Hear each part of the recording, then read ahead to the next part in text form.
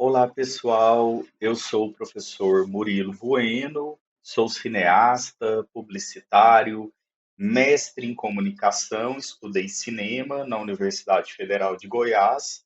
Durante o mestrado, eu morei um tempo na França, cursei algumas disciplinas em Angers, na L'Université Catholique de l'Ouest, e fiz o meu doutorado no programa da Faculdade de Ciências Sociais da UFG, de Performances Culturais, onde eu estudei narrativas de jogos de videogame, de horror, terror, suspense e subgêneros. Daqui a pouco a gente vai comentar sobre isso, que no videogame não existe uma delimitação dos tropos de gênero tão fechada quanto no cinema. Há uma outra formação desses gêneros de horror, terror, suspense e uma fluidez muito maior, porque o jogo ele depende da interação do próprio jogador com a narrativa, com os elementos estéticos de jogabilidade, para que esse jogador ele consiga instaurar a realidade do jogo e fazer que o jogo aconteça. Diferentemente do cinema, que é uma programação, né, uma gravação montada, editada, pronta, o videogame ele necessita, né, que haja a interação do jogador para que essa narrativa ela vá se formando. Então o jogador ele se compromete, ele aceita as regras, ele performa pelo espaço com essa projeção que ele faz entre si e o seu avatar, e assim toda a narrativa ela vai se construindo, os tropos de gênero eles vão se consolidando e se misturando ao longo do jogo. Sem falar que existe também os próprios gêneros do videogame, shooter games, survival horror. Então eles se misturam com gêneros cinematográficos, né? Os jogos de sobrevivência, os jogos de RPG, que são os role-playing games. Então todos esses gêneros eles vão se aglutinando, se misturando com os gêneros que são influenciados pelo cinema. E na aula de hoje, eu vou falar sobre a linguagem cinematográfica nos jogos de videogame e também um pouco sobre os jogos e a interatividade. Como que a cultura dos games ela vem sido usada, né, em diversos contextos profissionais, na vida cotidiana, e como que uma mídia ela influencia a outra e uma linguagem ela vai influenciando todas as outras linguagens. Então, da mesma forma que o cinema ele influencia os games também influenciam o cinema. É uma relação de troca simbólica, de troca de tecnologias, de troca de interatividade, como eu vou citar alguns exemplos daqui a pouco.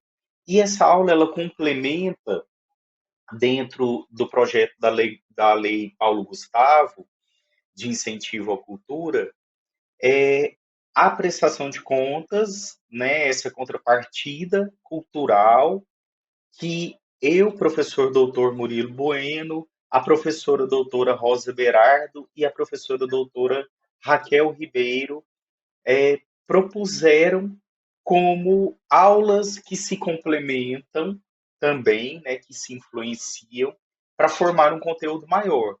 Então a Raquel falou de game design e dos jogos. Eu falei sobre a influência do cinema nos jogos e a professora Rosa Berardo falou sobre a influência dos games no cinema e a linguagem cinematográfica, como que ela constrói e se consolida.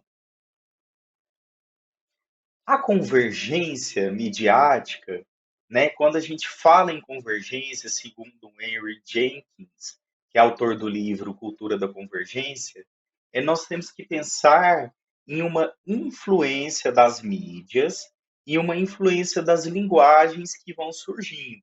Então, o que seriam essas mídias?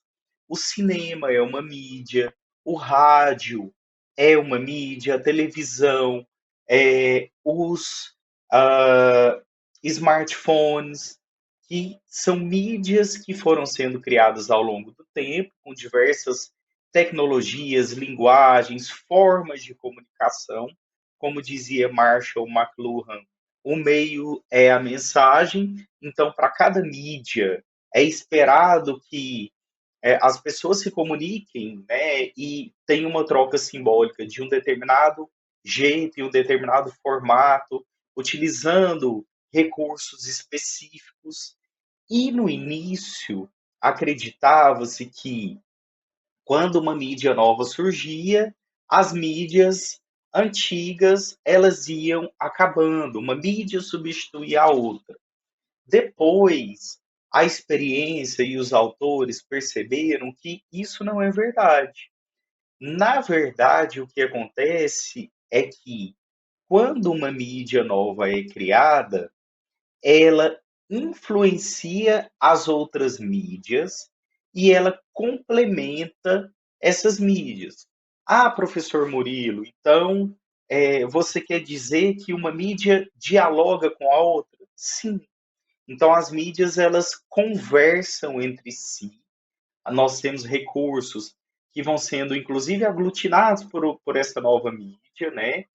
E há uma influência mútua dessas linguagens, dessas tecnologias, como acontece entre o cinema e o videogame, o cinema e os vídeos para streaming, para internet. Então, por exemplo, vamos voltar na história. O rádio. O rádio, ele é um mecanismo, né, quando a gente pensa lá no dispositivo, no radinho tradicional, que você sintonizava a frequência, as pessoas sintonizavam aquela frequência específica e tinham essa comunicação via ondas de rádio.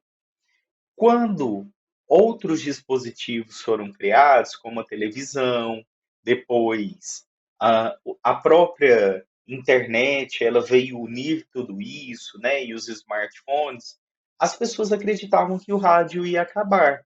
Mas o que aconteceu, na verdade, foi uma mudança na forma de se ouvir rádio. E o rádio ele se expandiu para novas experiências. Então, ouvir rádio e a linguagem radiofônica, ela não faz parte apenas daquele universo tradicional desse dispositivo, onde havia uma grade de programação fechada, com horários para cada programa, e que aí o espectador tinha que esperar o horário que aquele programa ia passar para ouvir o rádio.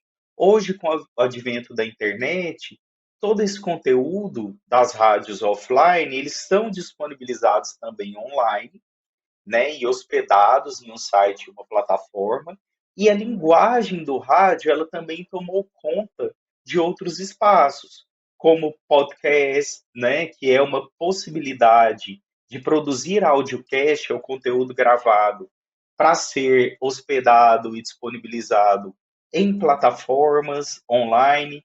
E o advento da tecnologia, o que que ele trouxe? O que que ele influenciou na rádio tradicional? Além de trazer esse rádio virtual, que muitos críticos até falam que isso não é rádio, que o rádio perdeu a sua materialidade, porque não é aquele radinho de pilha. O que que o rádio ganhou com isso? Ganhou imagem, porque nós temos a gravação, né? Quando a gente produz um podcast, por exemplo, nós temos os bastidores, a gravação ali daquela imagem da produção, as galerias de foto, as informações adicionais dos sites. Então, a mídia, internet e a linguagem cinematográfica influenciaram o rádio. A comunicação ali entre os planos, que a professora Rosa Berardo influenciou, influenciaram o rádio. E o cinema influenciou o videogame?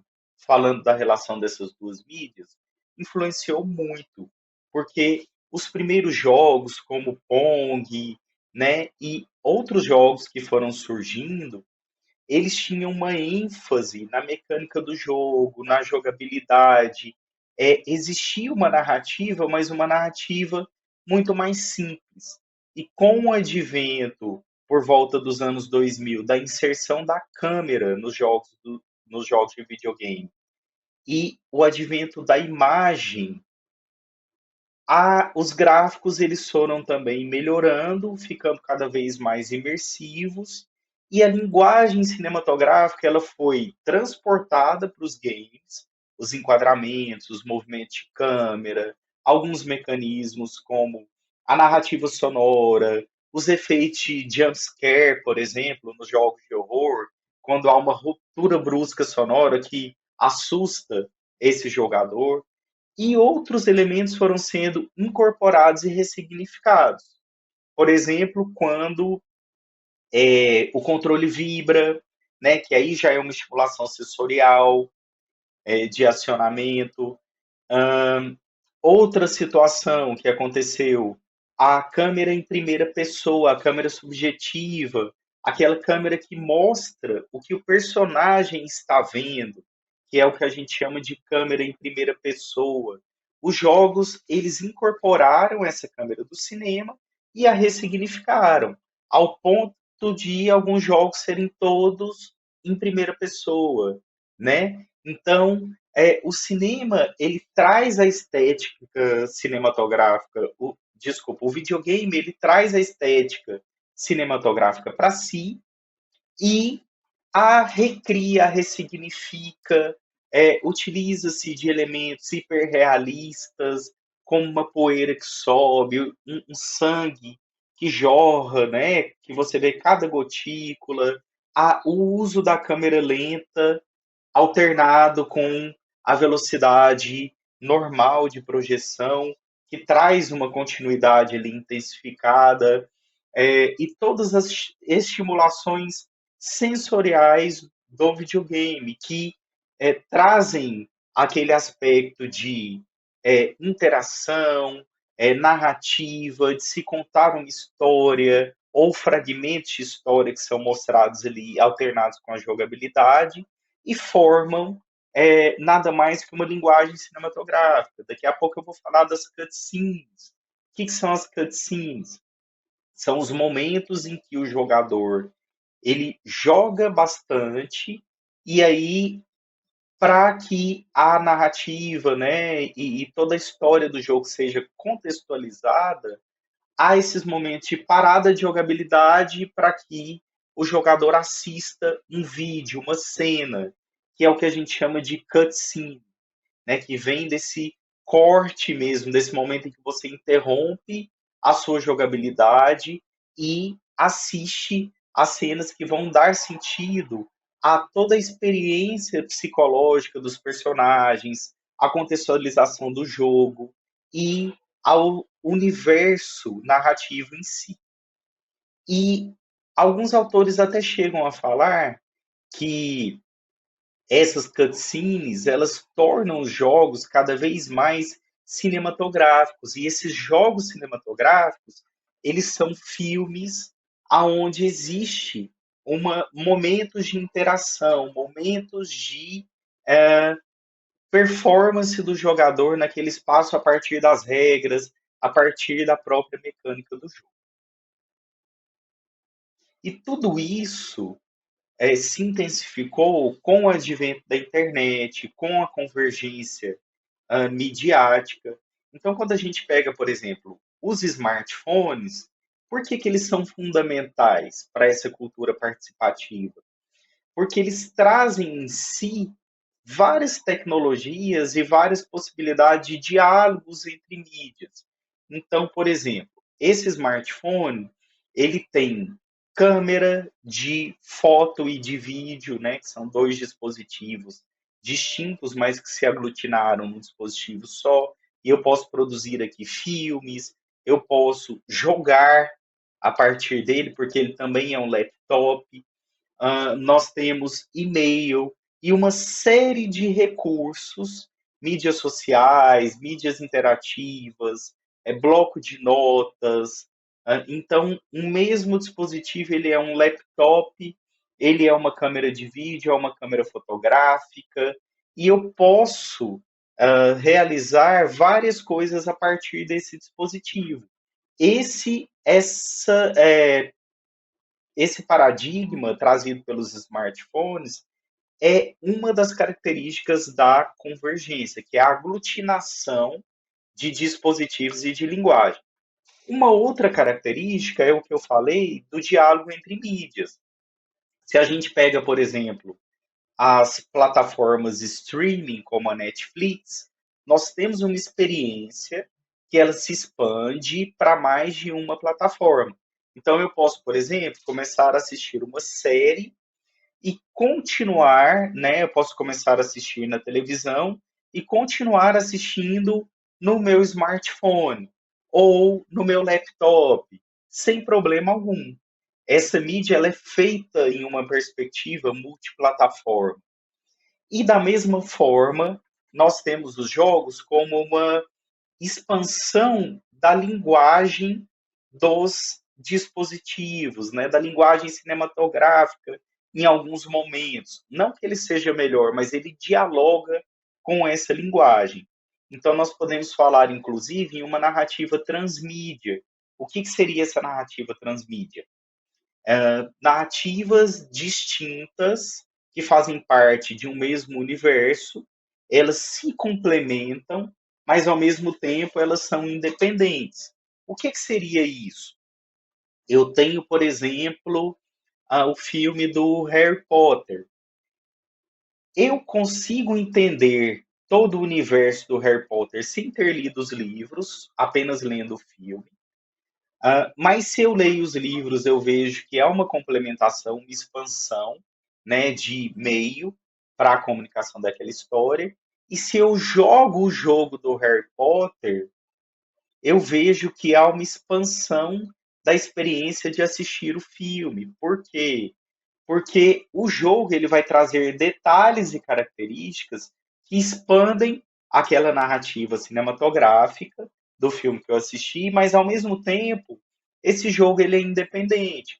Por que ele é independente? Eu não preciso também ter visto os filmes, ter assistido aos filmes para compreender o jogo. Lá, se o jogador ele joga aquele jogo e nunca teve contato com o universo do Harry Potter, ele consegue, a partir das cutscenes, entender a história, ele consegue interagir com os momentos de jogabilidade e ele consegue entender apenas a partir daquela mídia. Mas se ele assiste aos filmes ou lê os livros, ele vai entender que existe uma ligação, mesmo que seja uma ligação uh, tênue, né? Uma ligação sutil. E a convergência, então, ela vai trazer uma transformação cultural, a circulação de conteúdos, segundo Jenkins, por meio de diversos sistemas de mídia, diversas plataformas, redes sociais, dispositivos, sistemas administrativos de mídias, às vezes até concorrentes, eles vão se juntando e formando os conglomerados midiáticos para promover produtos cada vez mais dialógicos, que dependem dessa interatividade, dessa dialogia, dessa participação do espectador, jogador, interator, que se torna um agente que também vai produzir conteúdo. Então, se a gente pega, por exemplo, as fanfics, elas são, né, que são as narrativas produzidas pelos fãs, elas são também uma expansão da experiência e uma perspectiva de diálogo com essas mídias e de diálogo com essas narrativas.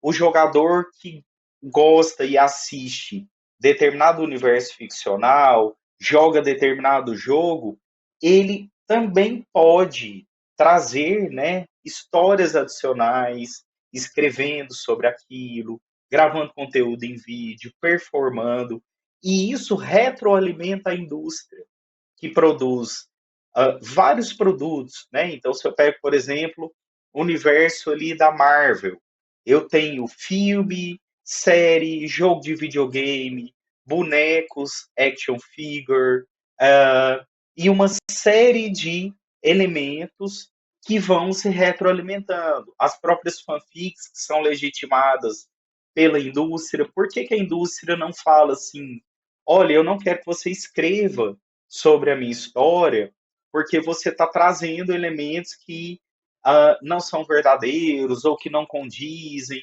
ou que não fazem parte da nossa base criativa.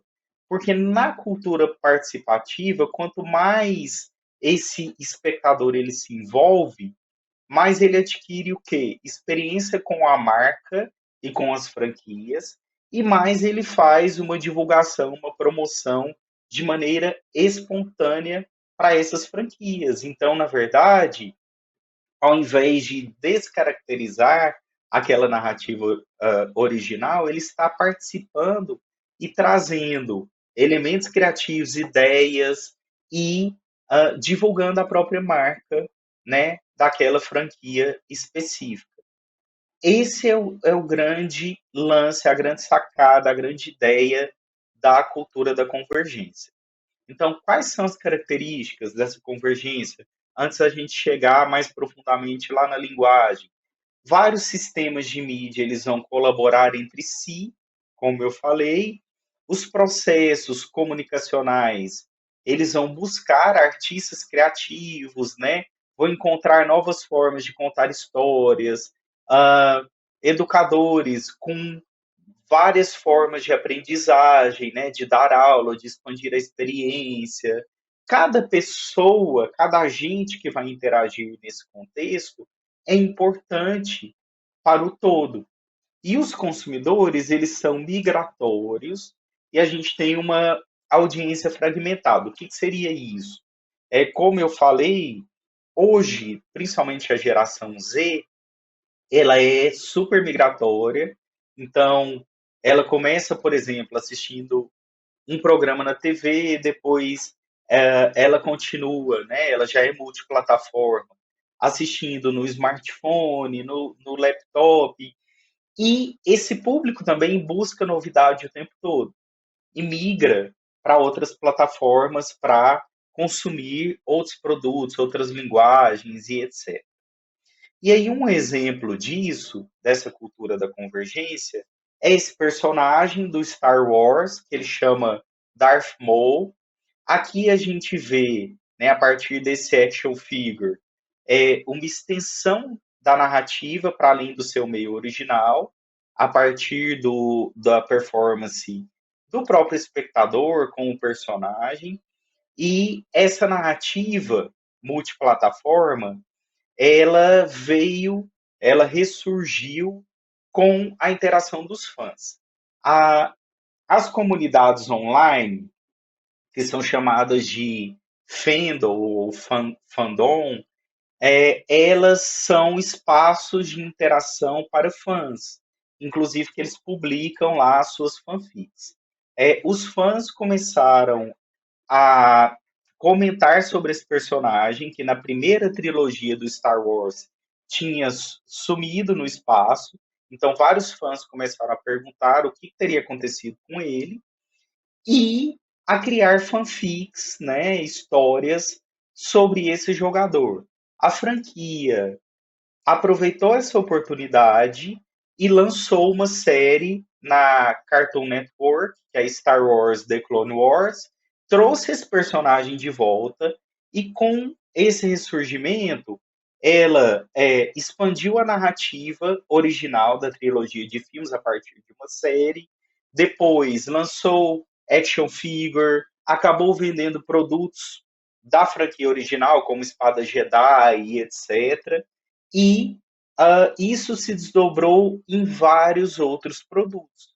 Que a franquia do Star Wars é muito bem aproveitada, né? A gente tem jogo de videogame, filme, série, bonecos. Isso faz parte da uh, cultura participativa e das narrativas multiplataforma. Então, quais são as características dessas narrativas? A extensão para além do meio original, então eu não tenho só a trilogia de filmes, mas eu tenho série, websérie, game e etc. A sinergia entre consumidor, mentes criativas e produtores, e a noção de franquia, que a franquia ela vai se unir com outras empresas para produzir vários produtos e desenvolver vários produtos midiáticos. Então, os produtores e consumidores de mídia trabalham de forma sinérgica.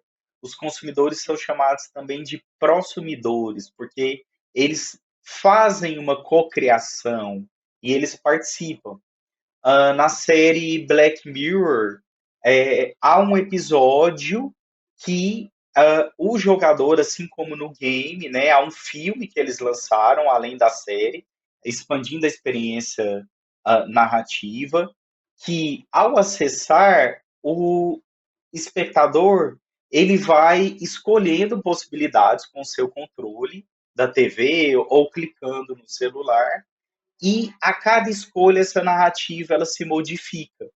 Isso faz parte da mesma lógica e mecânica de vários jogos, né? Então, a narrativa do videogame, por exemplo, qual que é a diferença entre a narrativa dos jogos de videogame e das séries e dos filmes? É que essa narrativa, em sua maioria, ela não é fechada. A narrativa ela só se constrói a partir das decisões do jogador. E esse jogador, ele inclusive ele pode determinar múltiplos caminhos, por vezes até infinitos, de desdobramento dessa narrativa. Essa narrativa ela pode se reconstruir, construir e reconstruir de inúmeras formas de acordo com a escolha do jogador. Claro que a programação ela tem limites, né? Principalmente quando a gente fala de narrativa. Mas existe, professor Murilo, jogos infinitos? Existe também, tá? Não, talvez em termos só de narrativa, mas de jogabilidade também. E o Pierre Levy, ele já falava da inteligência coletiva, assim como outros autores, né, como Castells, o McLuhan, falou muito de todas essas questões que se consolidaram com a convergência midiática. Aqui eu tenho outro exemplo de transmídia, que é uma das formas que a gente pode entender essa relação do cinema com os games a partir da narrativa. Então, eu tenho um núcleo narrativo e vários desdobramentos independentes, porém complementares. Se eu pego, por exemplo, os Cavaleiros do Zodíaco, eu tenho jogo de videogame, eu tenho os desenhos, né? Os animes que foram lançados e marcaram época. Eu tenho mangás, eu tenho uma série de estéticas e de produtos midiáticos e de narrativas que vão se complementar, mas muitas vezes também de forma independente. Eu posso expandir o arco narrativo produzindo, por exemplo, para fazer uma transmídia, uma websérie apenas de um dos personagens, contando algumas particularidades dele, ou transformando um personagem secundário em um personagem principal, em um protagonista. Essa é uma das formas de produzir transmídia. E a psicologia dos games influencia muito no universo narrativo. Esse é um jogo que se chama The War of Mine. É um game, né, no qual o jogador ele vai controlar o destino de um grupo de civis que tentam sobreviver numa cidade sitiada, quase sem nenhum recurso básico. Então a gente tem aqui um survival, né?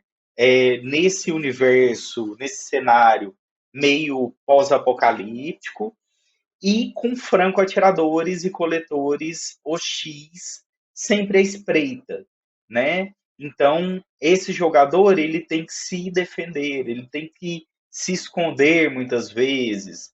E o que ou quem você estaria disposto a sacrificar para continuar vivo ou para salvar alguém que ama? Essas escolhas elas vão interferir na narrativa.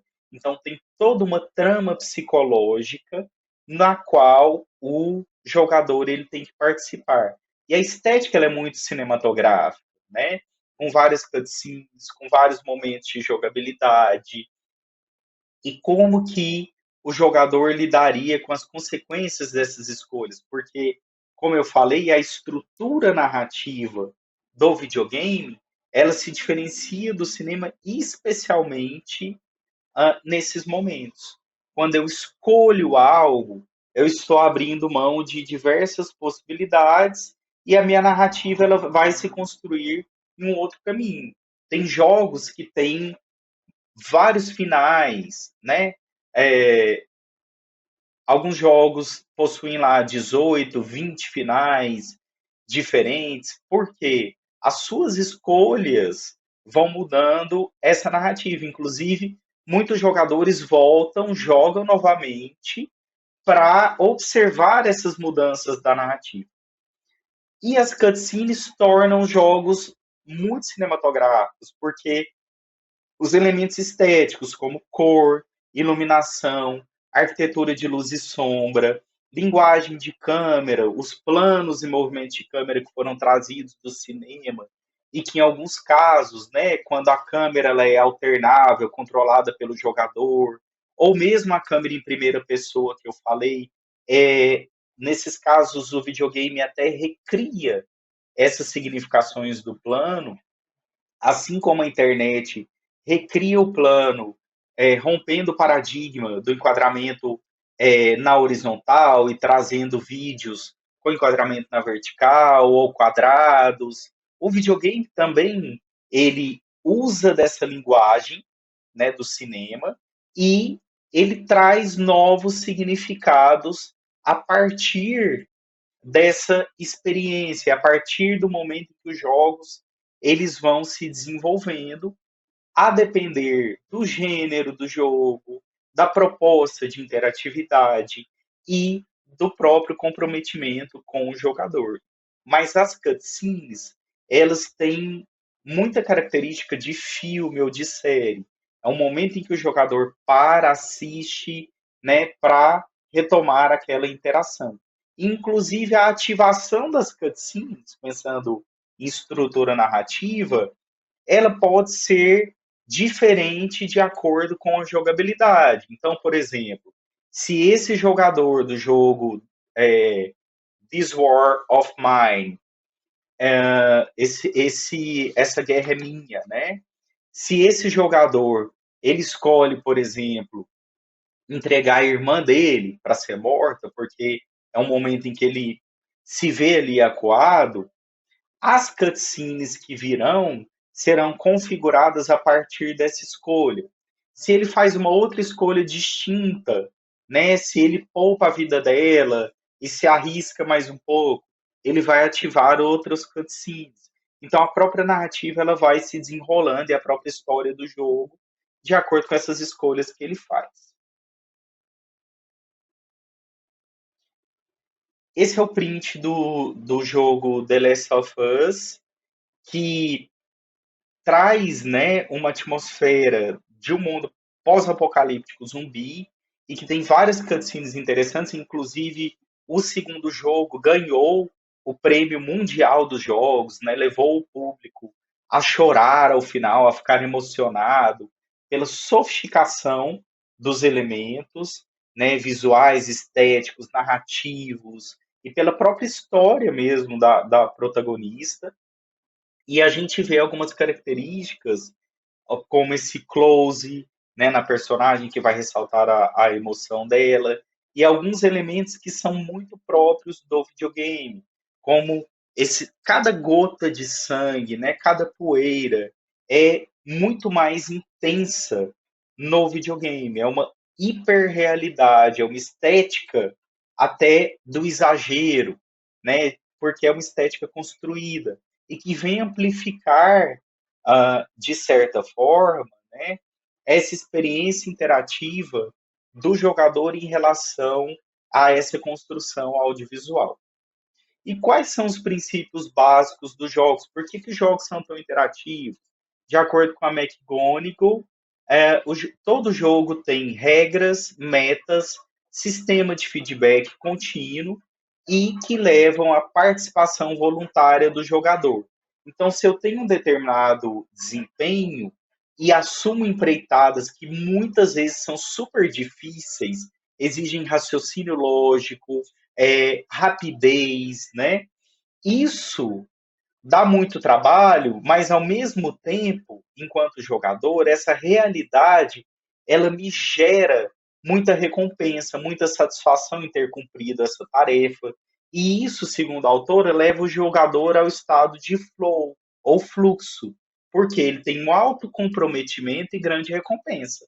Ele interage com essa narrativa, com essa jogabilidade, e executa tarefas dificílimas, mas isso traz uma satisfação enorme, por isso que os jogos são tão viciantes.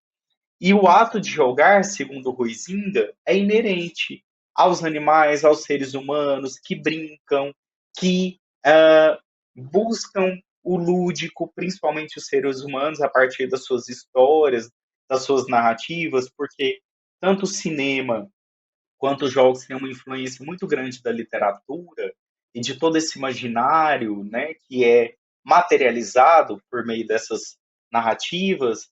Então, a interação com elas, a participação, a projeção do eu, vem também nesse ato de jogar que é tão satisfatório aos seres humanos.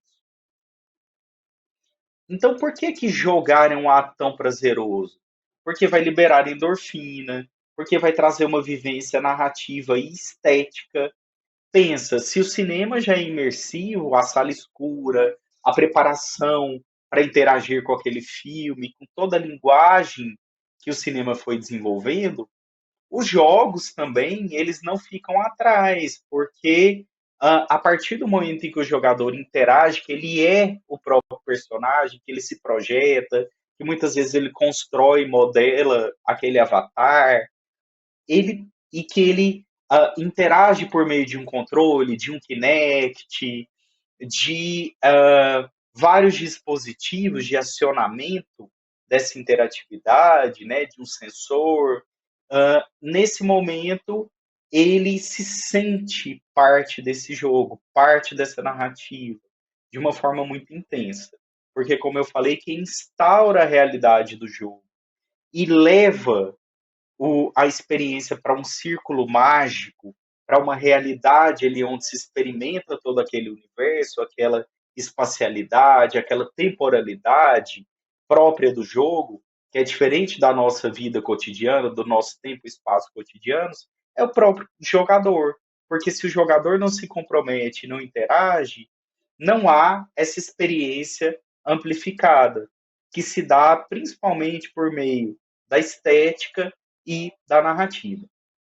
E o jogo é uma realidade alternativa à vida, embora não menos desafiadoras.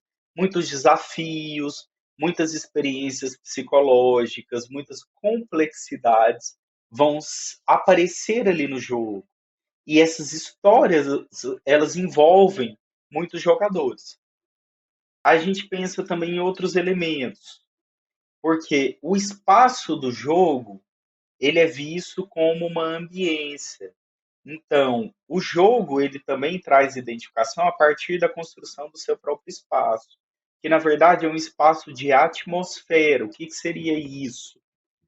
Todo esse sentimento, essa tonalidade psicológica, essa ambiência que se constrói a partir dos gráficos que são imersivos, a partir da linguagem cinematográfica, a partir da narrativa sonora e a partir da performance do jogador. Isso traz uma abertura do jogador para vivenciar o jogo, pensando no aspecto mais filosófico, hermenêutico, e esse jogo ele se torna uma atmosfera. Então, o que traz também imersão são os momentos de jogabilidade, né? E são as narrativas e a própria interação do espectador. Então, pessoal, eu espero que vocês tenham gostado da aula, que vocês pensem nessas questões, né, que há uma influência direta do cinema nos jogos, principalmente com a inserção da câmera, com a sofisticação das narrativas e com essa possibilidade de inserção das cutscenes. E nós temos uma influência também da linguagem, porque quando nós falamos em linguagem audiovisual, assim como num texto escrito, como a professora Rosa Berardo falou, que há toda uma gramática, uma sintaxe, uma rede de significações, uma convenção cinematográfica, que cada abertura da objetiva, né, cada enquadramento, cada recorte vai trazer uma sensação psicológica distinta. Nos jogos, nós temos a apropriação disso e no cinema, né? Assim como no texto escrito, essa linguagem audiovisual ela também vai formando um vocabulário e uma intencionalidade dos diretores em trazer um determinado entendimento. Então, por exemplo, as cenas de flashback em preto e branco é uma significação que se cria para a fotografia de um filme, para mostrar que aquele espectador ele está no passado ou que ele está alucinando. Então, preto e branco também é usado para uma realidade paralela, assim como os enquadramentos. Os enquadramentos, por exemplo, mais próximos, eles vão exagerar emoções, promover figuras de linguagem. Eu posso exagerar os sentimentos de um personagem a partir de um enquadramento mais fechado, como acontece, por exemplo, com essa personagem do The Last of Us, e no cinema isso é muito recorrente. Então a gente tem uma proximidade de linguagens e alguns elementos que são recriados do jogo. O que, que vai diferenciar a linguagem cinematográfica no jogo?